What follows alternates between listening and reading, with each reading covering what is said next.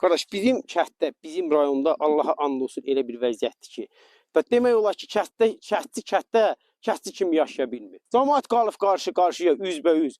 Heç nədən millət bir-birinə girir. Belə bir şeyim olur, əkin əksən cərimə yazırlar. Heyvan çıxarsan otaq sahəsində tutub aparıb döyə-döyə soxurlar içəri. Cərimə yazırlar.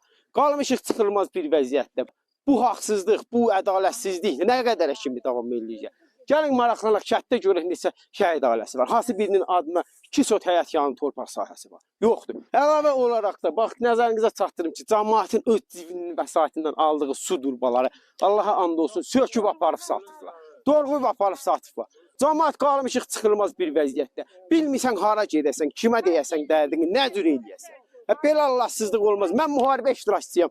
Vətən, millət qorumaq adı gələndə bizi kimi kasıb küsubu aparırlar müharibəyə. Amma halbuki torpaqdan istifadəyə gələndə tutub basırlar içəri. Haqna-haq cərimə yazırlar, döyürlər. Belə ədalət, belə qanun olar. Mən nəşəxoram, mən qumarbazam, mən nəçiyəm, qardaş, mən niyə aparıb döyməlidirlər?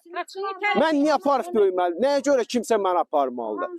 Birinin qohumu bir yerdə işləyir, gedib gələni anqar duran deyirlər, sən qohumun işdən çıxardacaq. Biri bir yerdə işləyir, özü də nə vəzifəsində işləyir? Hardasa xadiməçi, süpürgəçi, axıranı. Bax uşağı, vicdanınız budurmu? Ədalətiniz budurmu? Qanununuz budurmu? Havağa kimi belə zulümlə yaşayacaq. Bizim itirəsə işlərimiz qalmır.